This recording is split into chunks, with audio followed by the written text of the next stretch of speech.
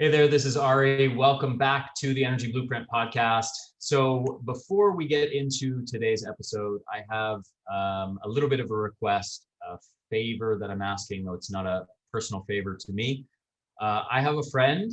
It's actually someone that I've had on this podcast before, someone who you may have heard from. She's put out a lot of great work into the world. Her name is Razi Berry. I've always thought that was one of the coolest names I've ever heard. It's actually her real name, Razi Berry. And she's been a friend of mine for 4 or 5 years now.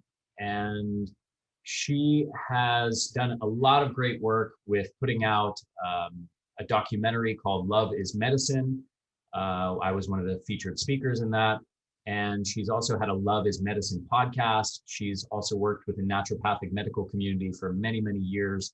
And she's just done so much great work in the world. She's really just an angel of a person. And unfortunately, about a year ago or a little less than a year ago, she came down with some kind of mystery illness. And it has some neurological symptoms, a lot of pain, chronic pain throughout the body, pain in the face, migraines, severe debilitating fatigue. And she's now starting to have other symptoms, losing memory and cognitive function is deteriorating and things of that nature. And she has been seeing dozens of different doctors at this point, and she's undergone tens of thousands of dollars of testing. And apparently none of the doctors really can figure out exactly what is going on with her, what her condition is, what the causal factors are. And she is unfortunately in a position where she is physically debilitated at this point. She has 2 little kids. She's had to hire a caretaker for her 2 little kids because she's physically unable to care for her own children. And she's in a position where these medical bills basically keep mounting and mounting and mounting. She has now a clinician who she's working with who's optimistic that they can get results with a new treatment called plasmapheresis, or I should say doing this new treatment for her. And unfortunately, it's about $10,000 per treatment, and it requires 6 treatments. And she's lost most of her savings as a result of all of these medical expenses over the last year. With very little to show for it. And so she now has a GoFundMe account where she's asking people to donate to help fund her medical expenses. I do this reluctantly. I don't normally want to share anything like this because the truth is there's lots of people out there suffering from all kinds of horrible things. But in the case of Razi, she's young, she's in her early 40s, and she's got 2 little kids, and she's a personal friend of mine. And I want to do everything that I can to help her. I've personally donated money to her. I've spent a lot of time talking with her, trying to help her. I've spent a lot of time connecting her with doctors who I think might be able to help her. And we're at a point now where they've zeroed in on a treatment that they think can help, but she needs money because she's lost most of her savings, her life savings at this point from these medical expenses. So I would like to ask you all, if you're in a position to help, please help her. She's really an incredible person. She's helped so many people, so many thousands of people in the world with beautiful, beautiful messages that she's put out there. And I would humbly like to request, if you're able to, if you're in a position financially where you can help, please help her out. Again, she's got 2 little kids, and just as a personal friend of mine, I would greatly appreciate anything you can do for her. This has really nothing to do with me. I have no financial connections to this whatsoever. I encourage you all to go to her GoFundMe page. It's at gofundme.com, and you can look up Razi Berry or Razi's Healing. We'll link to it in the links below this YouTube video. But if you're listening to this episode, please go to gofundme.com and look up Razi Berry, or just put in Google GoFundMe Razi Berry and it should come up. And please donate anything you can. I really appreciate it. Thank you for helping out a good friend of mine. So with that being said, let's get into today's episode. I hope you enjoy it.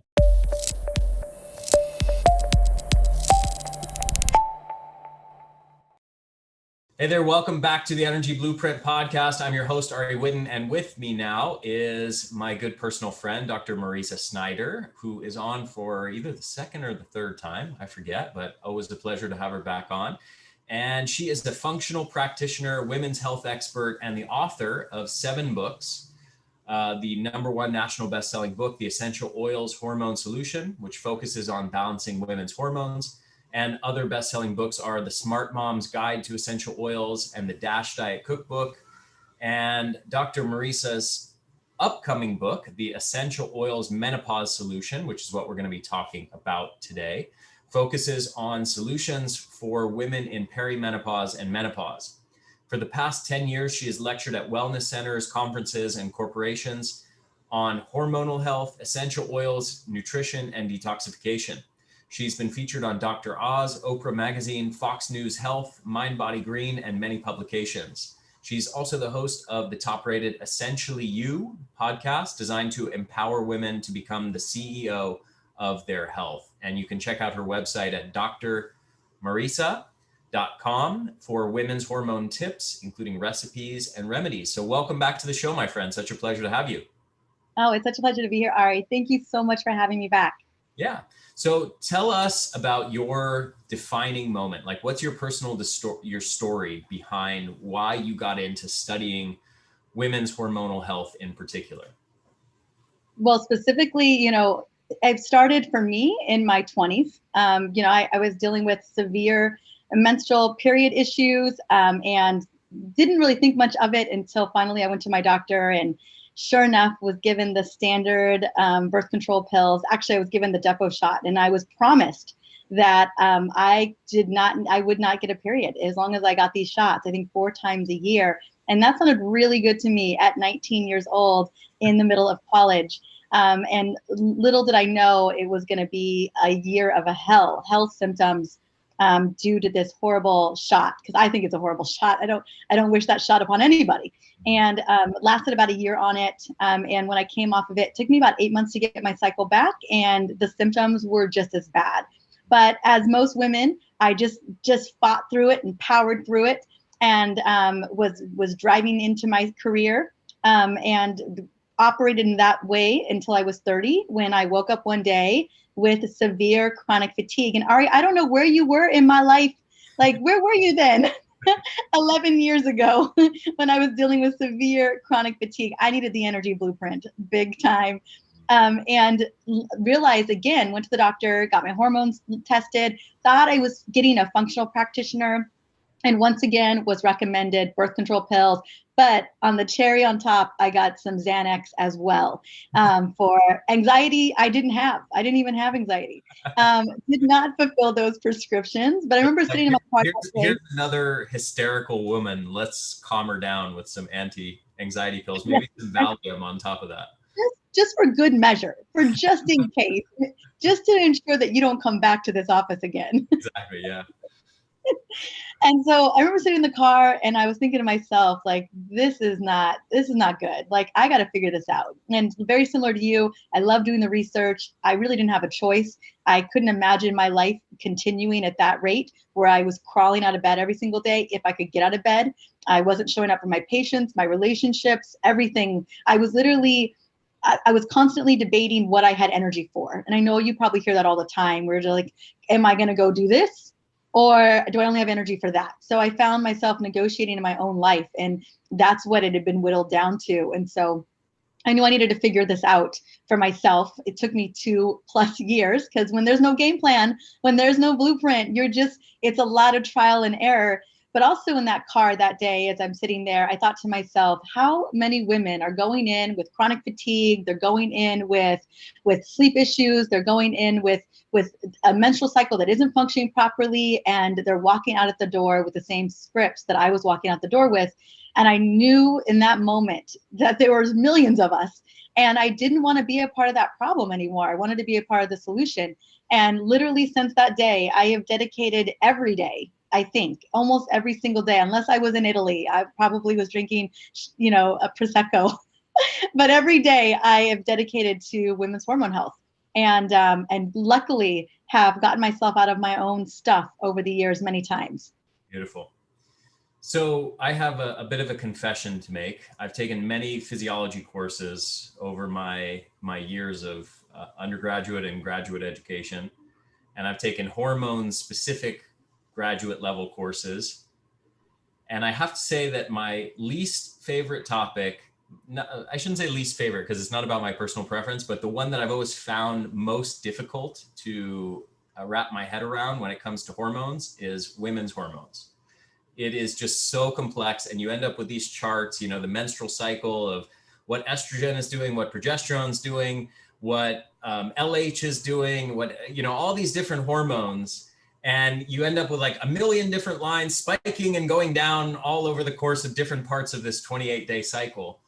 And I had so much resistance to it the first like several physiology courses that I took that covered that material, where I was just like, this is just incomprehensible. This is madness. Like, I give up. Women's hormones are too complex. Women are unexplainable. Let's just leave it at that. Yes. Yeah. Yeah. But I have to say I've changed my attitude towards it over the years, and I've been able to wrap my head around it. But it took me much longer than with basically every other physiology topic I've ever studied.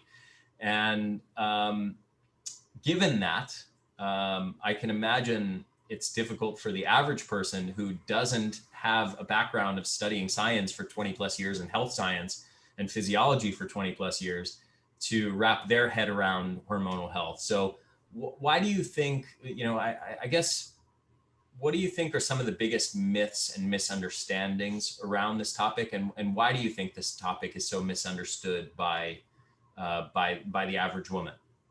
Mm-hmm. I think number one is a lot of the doctors that we're going to, our OBGYNs, our primary care doctors, they are not hormone experts either. And they're following a protocol. And we've all been there. We've all been to the doctor's office, and some of us listening to this podcast, your podcast in particular, where we get a little bit more of the why. We get a little bit more of the root cause. And we might ask some questions like, well, but like, what do you think about that? And they're just, you can tell they're following a protocol. They're following, these are the A to B, C steps that I've got to follow. I got to make sure, check this box. And then that's as far as it goes. Just like the doctor that I went to, she's like, oh, okay, these symptoms kind of look like you need birth control and Xanax. No, I have a mitochondrial problem. Yeah. I have a cellular energy issue, but it kind of looked like, that. And so I think one of the things is we still are co-opting our doctors to really have a solution for us. And they don't. And so we kind of walk out of that office with not really feeling like we have a plan. Also, the endocrine system is a very complicated system. We're talking about literally millions of chemical messages every single microsecond of the day, telling ourselves what genes to express, based on what we're doing right that moment. Whether when we get that text message and you find out your grandfather's in the hospital, this just happened to me yesterday, or you get the text message that, the baby fell off the couch. I'm just saying, there is a cascade of events that have to happen that impact the entire body, your entire physiology, that not only run through the central nervous system, but also run through our endocrine system. So yeah, there is a lot of complication because it is moving in real time, and a lot of things have to shift very quickly. And what a lot of us don't recognize is we think about the women's hormone reproductive endocrine system is just one part of the endocrine system. It's not thyroid, it's not cortisol, it's not insulin, right? It's not. There's so many other hormones that are playing a role. It's not melatonin, and so there's constant intertwining of when this hormone does something, it has an impact on how these are operating. And so I think that's why it can feel a little complicated. And do we need to know all the ins and outs of everything that works? Well, you and I do, but I don't think that the average person always does. And my mom was listening to Dr. Stephanie Estima's podcast today, and they were talking about how genetics affect our hormones. And my mom was just like, oh.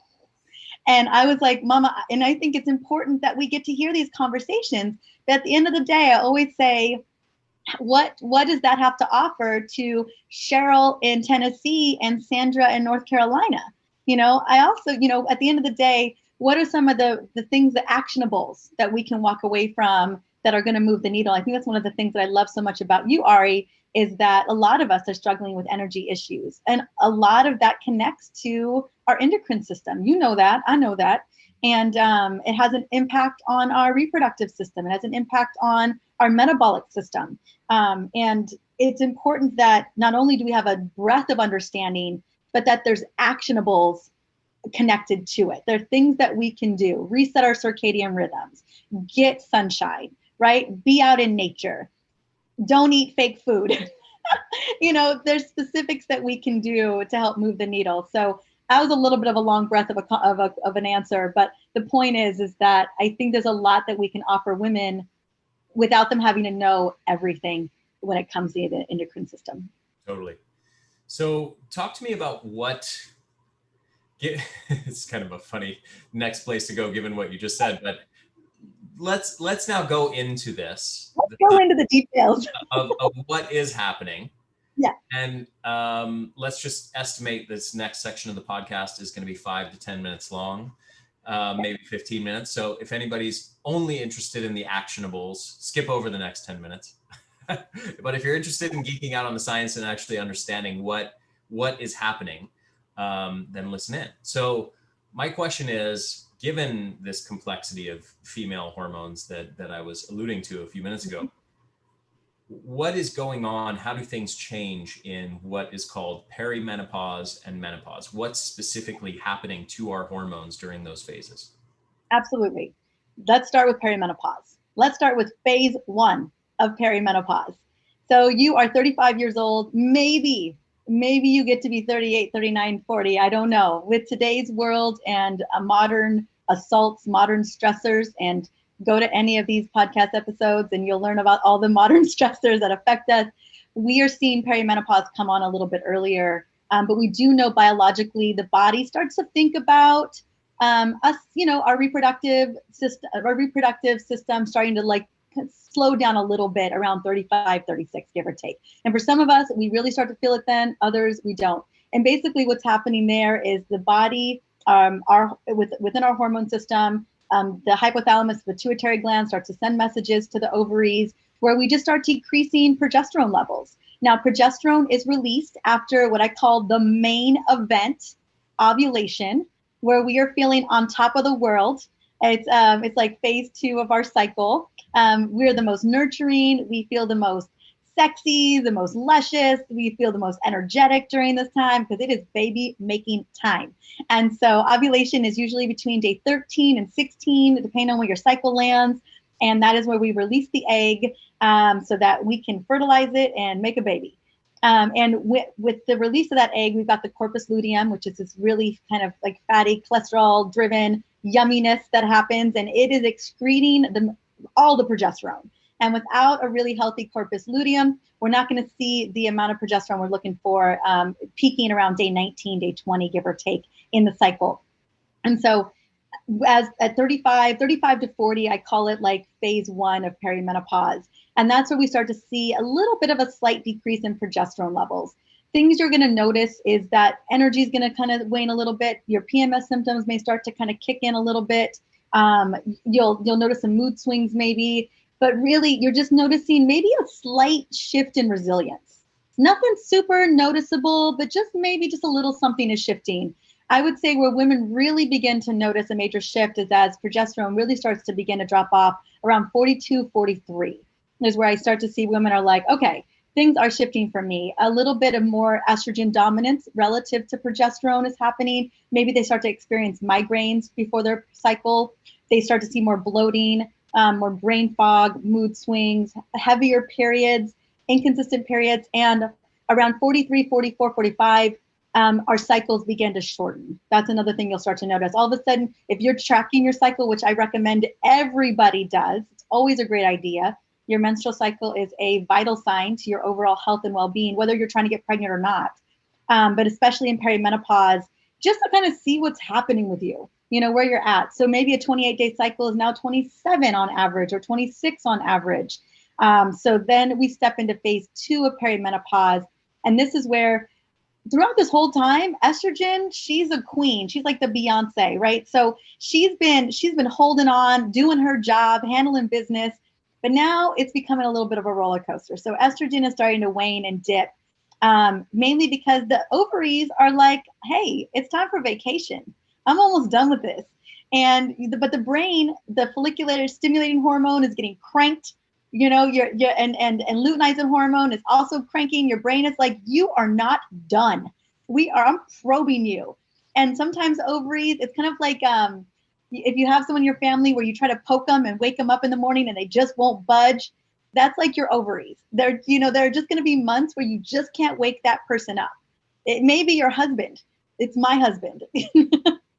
And then other months, your ovaries are like, I'll make up for it, and it'll pop out 2 eggs. And so it's just kind of this back and forth between the pituitary gland telling your ovaries to keep cranking, and your ovaries saying, I'm almost done with this. Like, leave me alone. And that's where estrogen will sputter up some months higher than you've ever experienced, and then lower than you ever experienced. So in phase 2 of perimenopause, you have a situation where progesterone is almost tanked, and it's the hormone we took for granted. That's the hormone that helps to support our mood support. It helps to support stress and resilience.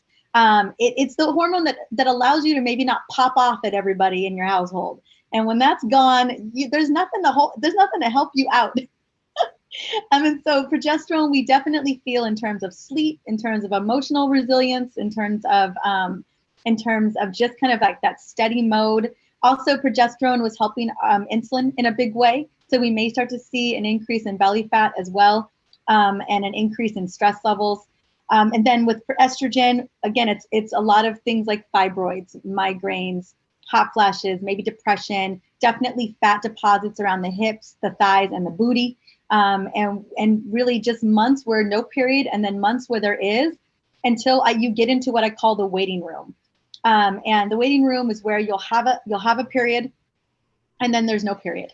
And then 2 months later, a period pops back up. Like, you just never know what's going to happen. It's kind of, and then you'll go 4 months, and then one comes back. And at this time, I find women are having, definitely heavy bleeding when those cycles happen.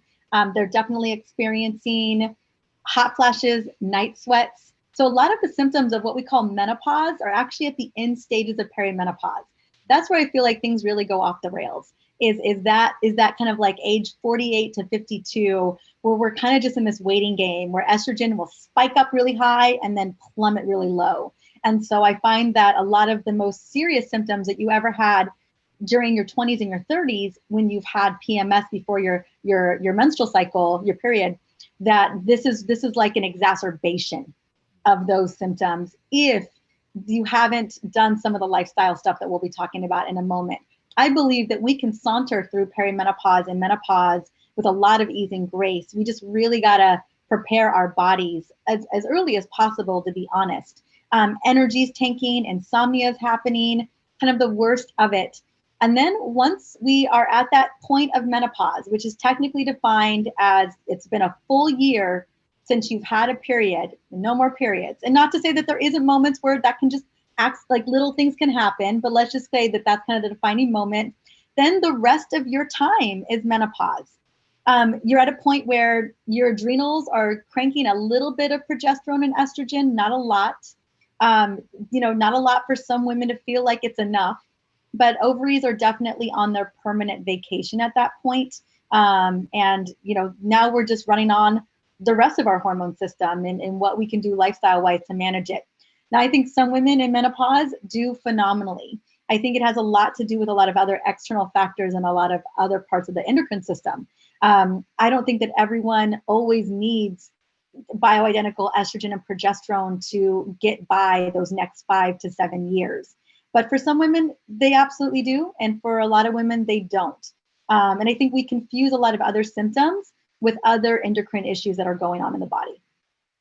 I'm glad you brought up the topic of hormonal support via just exogenous hormone use. I have a big complex question for you. So this whole process of basically the shutting down of the female reproductive system, is essentially genetically, evolutionarily determined, right? Yes. We're basically, the evolution is saying, hey, you're getting past the age of childbearing. We don't really need this system anymore, so we're going to start shutting it down rather than continuing to invest so much energy into it. Yes. And so in that sense, you're not going to have a woman who just purely based on nutrition and lifestyle changes, goes to the age of 80 or 90 while continuing to have periods and so on.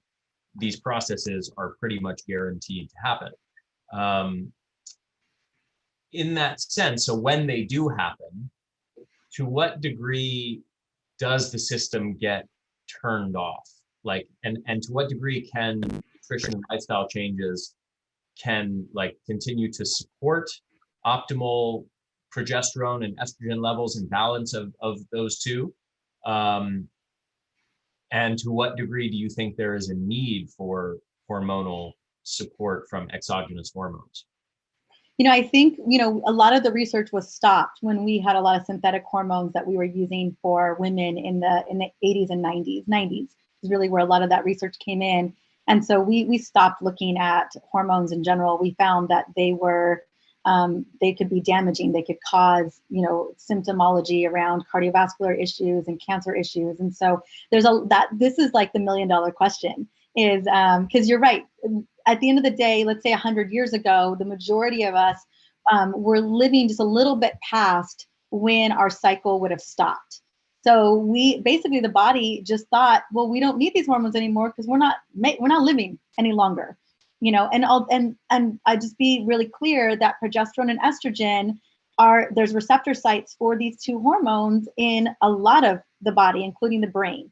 And so I think the biggest, when we're coming to this conversation, and especially this nuanced question, is neurologically, are we supported? If we don't have progesterone and estrogen, natural progesterone and estrogen in our bodies for the 20, 40, 50 plus years we'll live after, especially if someone had a hysterectomy in their 40s, after we stop producing these hormones. And yes, that is a great question. There will be doctors that argue that absolutely, without a shadow of a doubt, all women need natural progesterone and natural estrogen, for decades after their cycle has finished.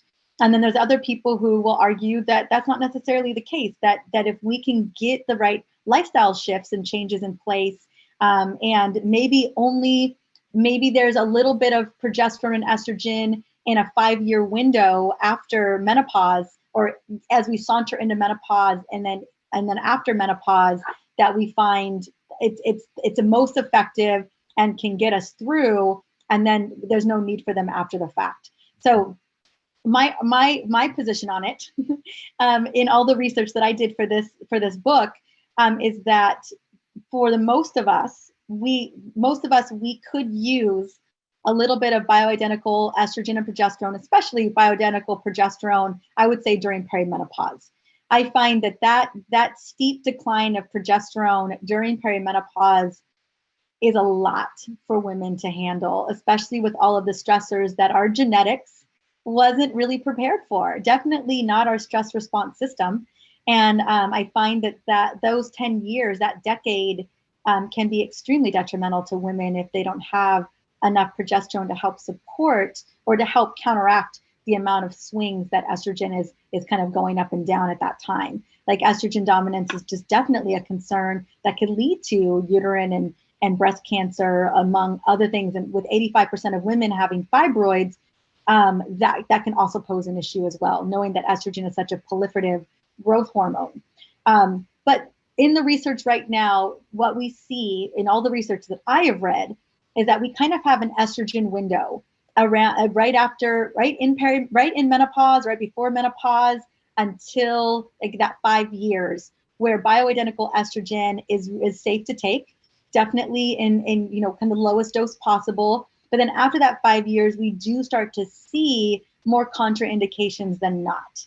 And so again, I think more and more research is happening. We're not as scared anymore, since we're not recommending Premarin or progestins, that we're looking at natural hormones instead. again, it's still all in a lab. You can't, you can't just, you're not smearing a yam on you or some, some soy on you. Like this still has to be derived in a lab.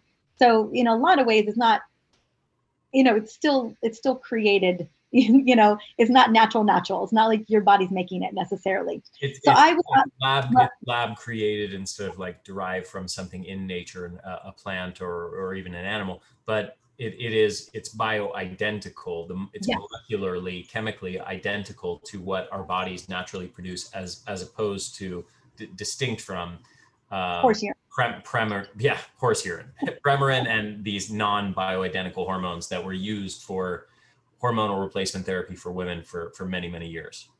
Absolutely. Yes. So I want to make that really clear. It's still bioidentical and women do great on it. So I just wanted to just clear the air because I think sometimes it's a misconception or misunderstanding there as well. So I wanted to make that really clear. Mm-hmm. But yeah, so what we know based on all the research right now, at least that I've dived into, is we've got a window where it's still very, very safe and even beneficial.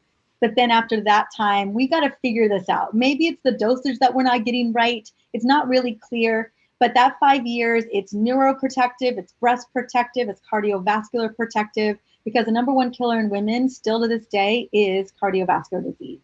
So we that has to be known.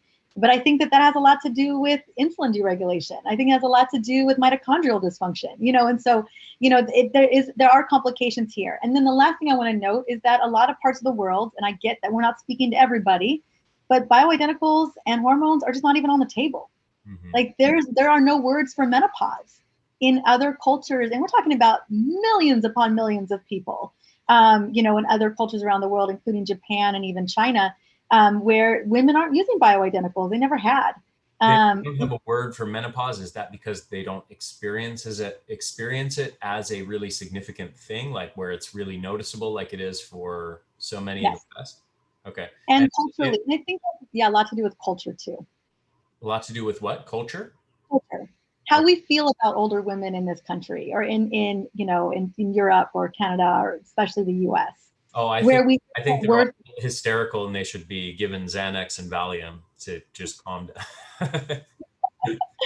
Exactly. I mean, hysterectomy, hysterical, just take it out, Just take the thing out. They probably don't need it anyway, right? Definitely don't need it. So there's a lot of value placed on women in other cultures where that woman's wisdom is so valued. And so there's just no word for menopause. They don't experience no hot flashes, night sweats, brain fog, no low dip in energy. If anything, they feel like they get more energized. It's this new beginning, because whether women know it or not, the whole menstrual cycle, reproduction, is such an energetic process. You think about all different other animals where if they had to choose, and we do too, we do choose survival over reproduction. You see this every day, I do too. But you think about a bunny, where they're choosing, survival over reproduction, or other animals, like it's one or the other. Like you've got the energy for it or you don't. And I think we don't realize how much energy it requires to run that system, that reproductive system, every single month. So in other cultures, it's like a resurgence of energy. And hormones were never on the table. And these are also cultures that are also living into their 90s, 80s, 90s with ease. And so I think it has a lot to do with the way that we live life. I think we could have neurally protected ourselves other ways than needing that little extra boost of estrogen, those 5 to 10 years after we went through menopause. Mm-hmm. So that answers part of the question that I asked you, which is like, to what degree do you think that lifestyle factors can influence, I guess, the ease of which someone goes through these hormonal changes without experiencing much symptoms? And based on what you're saying about, for example, the Eastern cultures you mentioned, like in Japan, it sounds like it's possible with a more optimal nutrition and lifestyle regimen and maybe more optimal body composition that the body can go through perimenopause and menopause without a huge disruption of your life and lots of symptoms. Is that accurate to state? Yes, that's accurate to say. You think about after the 90s, doctors were scared to recommend any type of hormones. So only 20 to 25% of women in their 50s and beyond in the United States are even on hormones right now. Now, not to say that 75% isn't struggling, I can't speak into that necessarily, but a lot of women in the US are not on hormones at all. And I do believe if we can set ourselves up for success, again, with that knowing what's going on, I think it's such an important piece of knowing what's going on with our body so we can preemptively prepare. But also a lot of what's talked on in this podcast, I think a lot of I know the most disruptive symptoms for women in perimenopause and menopause, because I've surveyed almost 50,000 women. I know what they are. And number two is energy.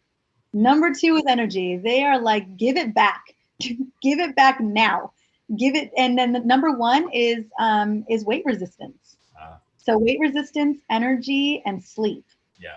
Which we're tied to energy. Next is going to be brain fog, and then the feeling of burnout, which I still think are all kind of tied together. Totally. And I have surveyed and I've done multiple surveys, and these are the top 5 things that come up every single time. Yeah. Now, do I think that estrogen and progesterone it's taking that from us naturally? That's just designed to happen. Are the culprits for those 5 massive symptoms? No, I do not. I think it's lifestyle, and I can get into that too. And let's go there now. So. Were you going to say something? I feel like I'm interrupting one last thing you were going to say there. No, I was basically going to sum that up. Okay. So, yes. So let's jump into the lifestyle changes that you think can influence, or that you've experienced with all of your clientele, can influence the health of your body and the symptoms and the hormonal optimal hormonal balance as someone goes through perimenopause and menopause. So what are some of the biggest needle movers in your experience? I think one of the biggest needle movers is, and especially after this pandemic that we've been in, is really just wrangling in our stress response system. I think that's going to be one of the number one things I speak into all the time. You cannot green smoothie, kale salad, even supplement your way out of chronic stress, because those things are going to aid. Oh my gosh, they're going to help in a big way. But if you keep doing the same thing over and over again, you're just going to find yourself right back on the floor. And I can speak to that myself personally. And so I think that big thing is just really creating, routines, habits, whatever they may be, recognizing when you're in that stress response system, pull yourself out of it, get yourself in a different state, literally shake it off, because the brain, once it can snap out of that state really quickly if you know how to get yourself out of that state.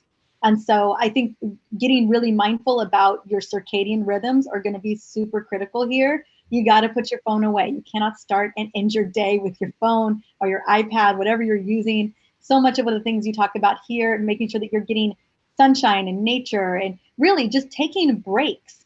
That's really what it comes down to, is number one, we've got to get our stress response system under control. I think that's one of the biggest reasons why we see symptoms of perimenopause a lot earlier than we used to. Like, women go in for symptoms of perimenopause and their doctor chalks it up to, you're too young.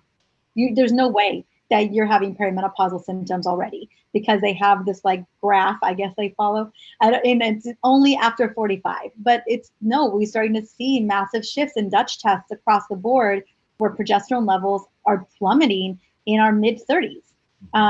So that first step is just getting really clear on how to carve out time for you, whether it is a 5-minute meditation, it is grabbing a little essential oil and breathing it in, whether it's having a little Aretha Franklin dance party, like whatever it is, we got to get ourselves out of that stress response mode. And eating up all of the news and, that's popping up on your phone, all the Instagram posts, whatever that may be, especially when you're going to bed and you're waking up in the morning, the first thing that you're doing, it's literally programming your body and your brain to just trigger into a stress response system. We know that has a profound impact. Mm-hmm. The next thing I think most important is food. What we put into our bodies every day matters.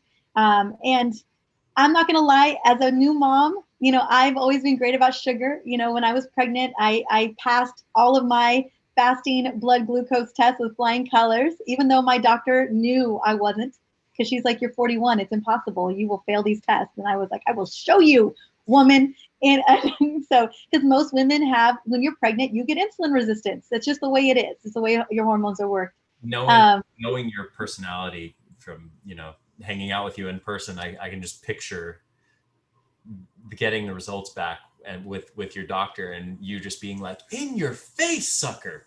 Oh, I was so in your face because she was like, it's just a guarantee. I think what blew my mind there is that they know, your doctors know, especially, as we head into our 40s, especially women, I think because they know how, hormone endocrine system works, that most of us are experiencing some level or a big level of insulin resistance. And so she's like, you're already 40. You already have insulin resistance. We just slapped pregnancy on top of it. It's a guarantee. It's a done deal. You're going to need to do all these things. I'm like, I'm already doing these things. Like it's, and so I thought that was really fascinating. But, our medical system is a wait and see. Wait and see, wait and see, wait and see. Your hemoglobin A1C is still a 5.5. Let's say till it gets to a 6, and then bam, you got diabetes. Like it's just, and now we're going to give you some medicine because we couldn't do anything for you before that. And so back to what I was talking about, food. It's really, really critical about what we're putting into our bodies, especially as we start to see in perimenopause an increase in insulin resistance. It's a real thing. And what I was saying is now that I'm a mama, I'm eating chocolate. Now I'm eating Hue chocolate. It's really clean chocolate. But I have been doing, I wouldn't call it emotional eating, more like mom reward eating. Just like I get a little, because they make these huge gems. They make these little gems. I'm not sure if you've seen them, and they're super teeny. And I have like 3 a day. But I used to never have any of it a day. And so I can see how that can spiral out of control for people. And so I think you in 3 months, and we'll see how out of control you are. Yeah. Well, the Hue gems are off the table. No more Hue gems. No more, now that I'm out of the 4th trimester, I feel like I'm back to my very clean, I operate it really in a no sugar zone. I feel like, and that's hard to ask people to do, but just don't eat sugar. That'll do it. Yeah. If there's anything you took away from this episode, no, but eating lots of protein, healthy fats, lots and lots and lots and lots and lots of fiber. If you can get a pound of greens and veggies in a day, you are 100% all-star, rock star. And that's what I try to do. I really want that fiber. I want to keep things moving. I want to keep my insulin in a really happy Goldilocks place. And I think that that's going to be so critical for women. I think a lot of the symptomology that we're seeing for women in perimenopause and menopause is actually insulin resistance, to be honest. The low energy, the sluggishness, the sluggish digestion, the brain fog, the cravings, the belly fat. Again, those are the top 5 symptoms I talked about. I think insulin resistance. So what we put in our bodies, and mindfully doing it, mindfully eating. I've never been a mindful eater. Now that I'm a mom, I feel like I have an excuse to eat fast, but I always ate fast. But like, if you could mindfully do as I say, not as I do, that'd be great. And then the last thing I think is super, super critical is really filling in those nutrient deficiencies. Mm-hmm. I think that, and I like your energy, sis, like your energy, say it for me. Say your that's what it is. I think having a great supplement like that and filling in your nutrient gaps, looking at your vitamin D levels, looking at your magnesium, looking at your ferritin and your iron, making sure that you're taking methylated or activated B vitamins. These are choline, so important to ensure, especially for women. Majority of us, especially if we're stressed, we are burning through that like nobody's business. It goes in, it goes right out. Like your mitochondria is like the Cookie Monster, and it just is right out the door. And so it's super critical for us to be filling in those nutrient gaps. Majority of us don't realize we have nutrient deficiencies. I would say that most women I run into 100% do, especially if you are wearing all the hats in the family and you're taking care of everybody. I feel like I'm speaking mostly to women because we're talking about perimenopause and menopause, men too as well. But that's going to be the other critical piece I have found to be the game change. Yeah. And for me, I take a lot of supplements because I have to. Yeah. So there's a very common question that I've gotten, and I'm sure you've gotten probably 1,000-fold more than I have. And that is from women going through menopause who are dealing with that number one symptom that you described earlier, which is resistance to weight loss or weight gain. who basically say something to the effect of like, I've gone through this process, or I'm going through this process of menopause, and I'm just finding it more difficult than ever to get the weight off, or I'm finding myself gaining weight despite maintaining the same habits that I've always had. And they're asking this thinking that there's some kind of unique trick to weight loss that applies to them specifically, as like, how do I lose weight as a woman going through menopause? What are the unique strategies for menopausal women? And what do you say to women who are going through that? And I let them know that they are not alone. We had talked about estrogen and progesterone, being big players here. Estrogen and both estrogen and progesterone are insulin protective. So there's definitely something going on there where we lose estrogen and progesterone. But I think, as I mentioned before, the bigger player for what I have seen isn't so much the loss of estrogen and progesterone. It is the concern around it's the concern around insulin resistance. We're starting to see more of that. That resilience is decreasing. And then also the stress response system. Women are oftentimes still feeling burned out and stressed. We know that has a major impact. And then the other thing that I see that it's always worth looking at for women, just to kind of look at and get tested, is how is their thyroid hormones functioning. Love to see that, because that is playing. I know so often I hear from other medical doctors, it's a matter of, it's not a matter of if, it's a matter of when your thyroid begins to just decrease in function. So it's worth looking into that as well. But basically, I let women know that there are definitely some changes they can make. And yes, the same things that were working back then aren't working. That 50-minute Peloton ride, it's actually doing potentially the opposite. My mom is a marathon runner. Don't mean to throw her under the bus. But she has a little bit of belly fat, and she has insulin resistance herself right now. She's got great energy, and I told her, you running marathons and half marathons, that isn't the activity that is going to help ensure that you are staying lean. So I really like to move women into building muscle. We know that muscle is a sponge for glucose. And it can't leave. Once it's there, it doesn't get to go anywhere. So I'm a big proponent of women moving into strength training. Mm-hmm. For me, during my pregnancy, I was lifting weights the whole time. I was not on a Peloton. I was not running outside. I was in the gym lifting heavy weights, because I knew that was going to help my insulin stay in check, because I was using a lot of that glucose in the system. Other areas I like women to focus on is specifically what they're eating. Making sure that, again, it's a lot of protein, it's a lot of healthy fats, it's a lot of green leafy vegetables and the color of the rainbow. Look and see where the sugar is coming from. Is it in the coffee? Where is it? Is it in your drinks that you're having every single day? Like, where are ways in which that we can make those swaps? And then also, I love women to look into exploring a little bit of intermittent fasting, see if they can do that as well to kind of stabilize insulin levels. And then also, clearly, I think it's very, very important to be optimizing their mitochondrial function.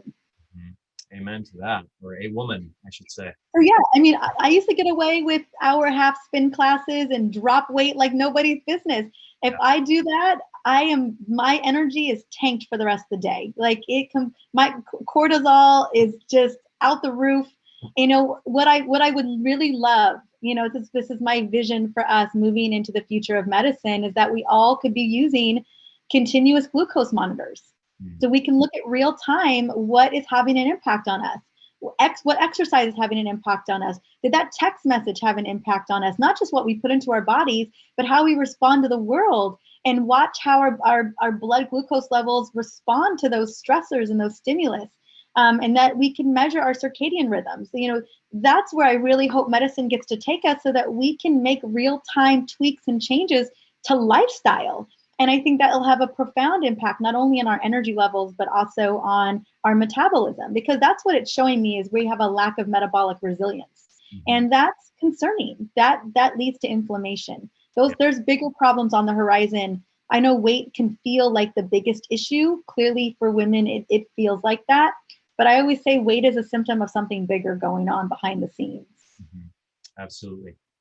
what I have one more question for you, and then we'll wrap up. Um, a big part of your work is essential oils, and I feel Yeah. like we'd be remiss by not mentioning essential oils at all here. You've talked about nutrition and lifestyle just now as the foundation, and I love your message around that. Are there any essential oils that you found particularly beneficial for women in perimenopause and menopause? Absolutely. And I just want to speak to oils. This is a journey. You know this, Ari. I know this. I'm in it. It's a journey. And to say that you're ever going to get to like optimal is, for most of us, it's very challenging. There's things are just going to come up. And so I just want people to recognize that this is a journey, and every day we're learning to become the CEO of our health and be empowered. So I hope that that's the big message we get from this podcast, from your wisdom, from this interview, is that we've got to take charge of it. You and I have both been there, and we've had to take charge of our health. And so I do believe that we also get to experience wins. We get to experience instant wins. And right now, besides essential oils, the only other real instant win I know is like baby giggles and Hugh Gem chocolates. I'll tell you what, I will go from a hot mess to happy with a baby giggle and a Hugh Gem chocolate like that. But we deserve, not all of us can just do that. And I honestly, I'm not a proponent of you eating chocolate just to get you to that place. And essential oils to me are that swap. You want to go from a stress state to an energized state, grab a wild orange or a peppermint or a grapefruit oil, and it'll bring you into another state. Like every morning I start my day with tangerine essential oil. It's an oil of joy and gratitude, and it literally sets me on my path of life is happening to me, or life is happening for me, not to me. Like I'm just in a great state of joy and gratitude. I set the tone for my day with that one whiff of tangerine essential oil. There are oils we can use, like peppermint for a hot flash spray. You can spritz yourself and that hot flash will go away. You need lavender to literally reset your stress response system in a matter of seconds. Peppermint and rosemary for instant alertness and cognition and brain function and memory and focus. Like these are the little wins we get to experience throughout the day. And then they just smell good. They just feel good. They just get you into that great place. And if one of the biggest root causes for hormone disruption and low energy is that we're stressed and we're burned out and we're easily triggered into that a lot throughout the day, if we can just grab an oil that can transport us and send safety signals to the brain that everything is okay and that we're all right, then to me, that is a mega, mega win. So that's the reason why I love oil so much. Not only there's a lot of research that demonstrates that we can make massive shifts in our neurochemistry, even in our endocrine system, and that's awesome. But I think that we deserve wins. And if we can create those every single day, that magic, especially tying it to rituals and self-care, well, then I count me in for oils all day long. Yes, absolutely. So your new book. Yes. Coming out. When did it already come out? What's the Not date? yet. April 20th. April 20th. So show us the book. Oh, that's a beautiful cover. Nicely done. They put a little glow. I have a glow. I'm Yes, very excited. you can see your aura on the book. Yes, exactly. I have a white aura. And so yeah, so it's called the Essential Oils Menopause Solution, but it is comprehensive. It is comprehensive. I poured my soul into this book, and I really, really wanted women to feel that they felt understood. Number two, the why behind all of it. We need to understand what's going on, and then a full-on game plan. There's a 21-day program to kickstart just so much of what we're looking for: the ease, the grace, the metabolic flexibility, the energy. So that was the intention for this book, and essential oil recipes punctuated, but also supplement recommendations, detoxification recommendations, and then clearly recipes, meal plan, the whole nine. Beautiful. Well, Mariza, this has been a pleasure as always. And I wish you amazing luck with the launch of your new book. And I'm going to support it, do everything I can to help you get it out there and help lots and lots of women who are dealing with perimenopause and menopause. So thank you so much for the work that you're doing. Thank you for coming on the show again and sharing your beautiful self and all of your wisdom. This has been a pleasure as always. So thank you. And where's the best place to get your book? Barnes & Noble, Amazon, indie books, local bookstores. I don't know about in Costa Rica, but definitely Amazon internationally is going to be the easiest place to get it. Awesome. Thank you so much, my friend. I look forward to talking to you again very soon. Me too.